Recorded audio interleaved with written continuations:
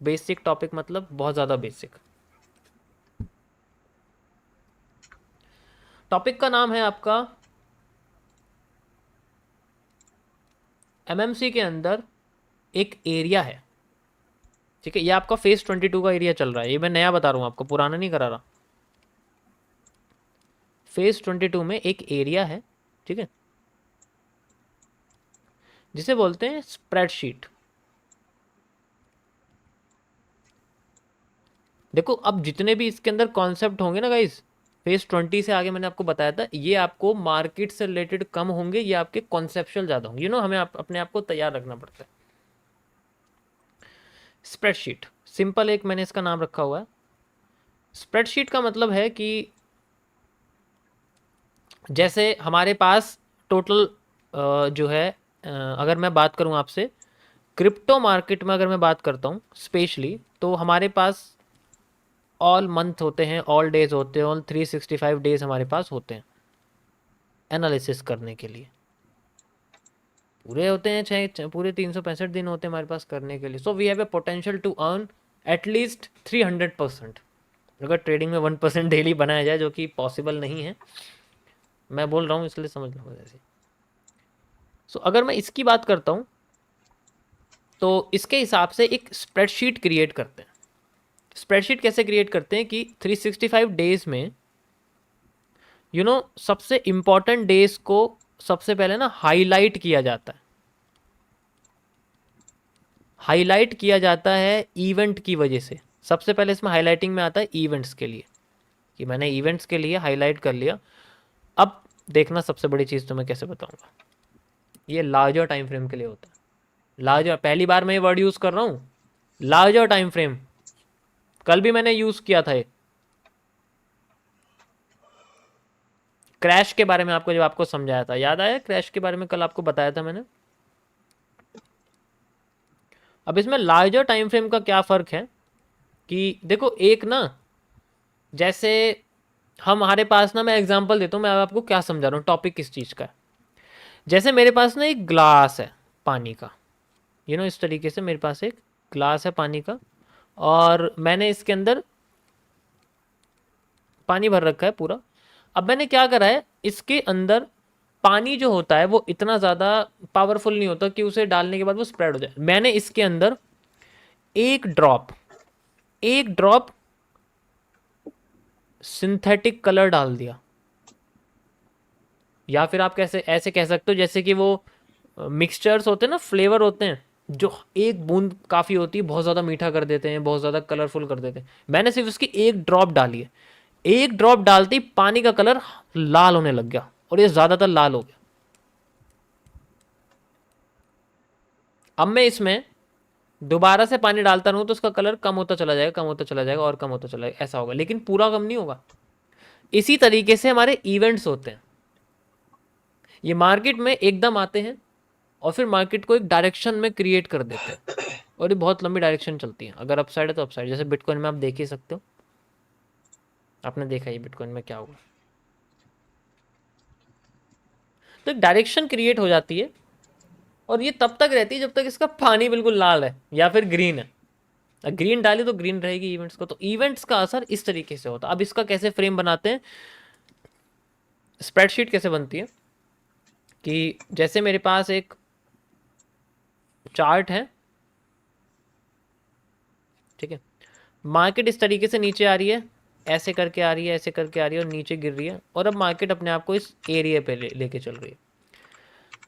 इस जगह पे मार्केट में, फॉरेक्स मार्केट में, बिटकॉइन मार्केट में सीपीआई डेटा रिलीज हो जाता है। It's one of the most powerful data release. ये बहुत बड़ा डेटा होता है, कंज्यूमर प्राइस इंडेक्स। इसके बाद इसकी डिपेंडेंसी करती है कि ये पॉजिटिव है या नेगेटिव है। तो इसकी डायरेक्शन इसकी न्यूज़ की वैल्यूज़ के हिसाब से होती है। अब पानी की जो एक जो जो हमारे सिंथेटिक कलर है, जो हमारा ड्रॉपर है, उसकी ये एक बूंद है, इज जस्ट वन बूंद, एक ड्रॉप होती है, और सीपीआई का इफेक्ट आने वाले महीनों तक रहता है। ये महीनों तक रहता है, 2 से 3 महीने तक रहता है ज़्यादा। तो ये जो एरिया होता है, इसको हमें एक तरह से मार्क करना पड़ता है। मैं आपको एनालिस्ट के तौर पे बता रहा हूँ, मार्क करके रखना पड़ता है कि इस एरिया में हमें ज़्यादातर इसका कलर यानी कि द बुल ट्रेंड हमें देखने को मिलेगा, मार्केट विल बी बुलिश। अब वो इस लेवल से ऊपर ही रहेगी तो वो बुलिश ही है, जब तक वो इस सीपीआई डेटा की न्यूज़ के बाद का मूव दे रही है और वो अगर उस पॉइंट से ऊपर है तो मार्केट बुलिश ही रहेगी, जब तक ऐसा ही मूव दोबारा नहीं आ जाता, ऐसा ही न्यूज़ दोबारा नहीं आ जाती। इसी तरीके से हमारे इवेंट्स होते हैं, जैसे मैं आपसे बोलता हूं कि यहां पर हमारे सामने कोई भी इलेक्शन इवेंट है,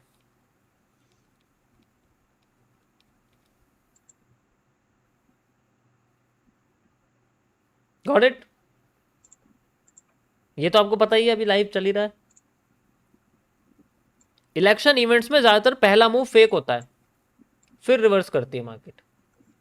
और ज्यादातर केसेस में जब भी इलेक्शन रिजल्ट आते हैं तो मार्केट अपने आप को पॉजिटिव ही लेके जाती है, लेकिन पहले नेगेटिव होती है।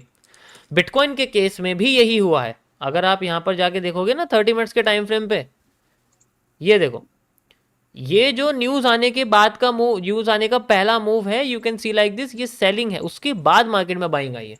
तो ये बेसिकली आपका जो होता है ना, यही हमारे लिए सेकंड मूव होता है। तो हमारे पास जो एरिया है वो यहां से लेके अब एप्लीकेबल रहेगा। अब हमारे लिए इवेंचुअल एरिया ये रहेगा, इवेंचुअल मतलब द इलेक्शन डे या फिर द इलेक्शन रिजल्ट या फिर जो भी है, ऑथ है या किसी का वो पढ़ना वगैरह क्या बोलते हैं उसको, जो वो ले लेते हैं एक तरह से।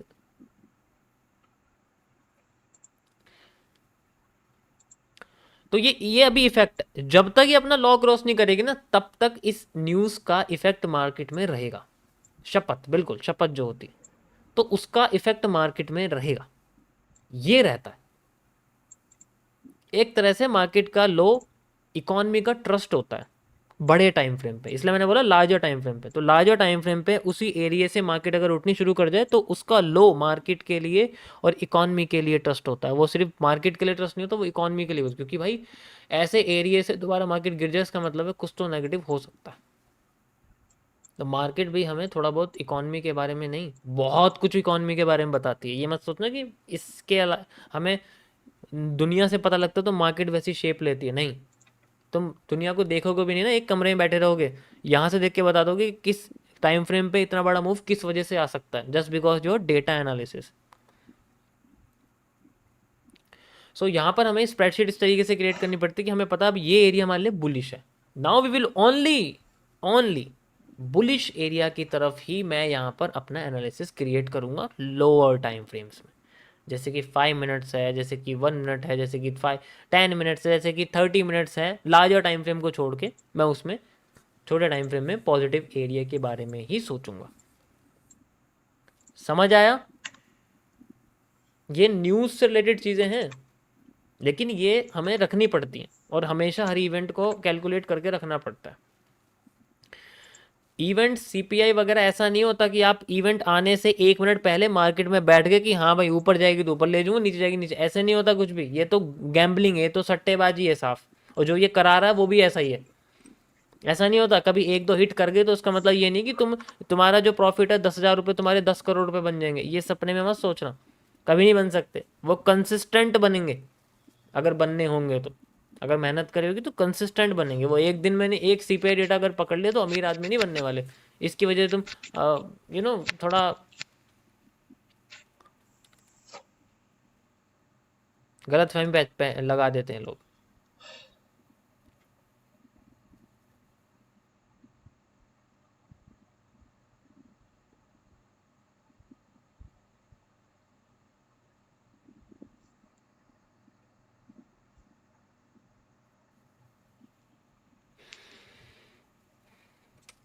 समझ आए सभी को? तो जस्ट हमें देखो, ये सारी चीजें ना एविडेंस होती हैं। Why are the big hedge funds and consultancy firms or many trading firms are profitable? Just because they have a strategy, they have a environment। उनका environment ऐसा होता है कि उनके खिलाफ मार्केट में एक भी डिसएडवांटेज वाला एरिया नहीं होता। They have a lot of evidence. उनके पास इतना एविडेंस होता है कि मार्केट में कुछ भी हो जाए, they have a consistent profit. इसीलिए यहाँ हम 10,000 रुपये आप ट्रेड करने से डर रहे हो, लॉस हो जाता, नुकसान हो जाता, वो बिलियंस ऑफ डॉलर्स में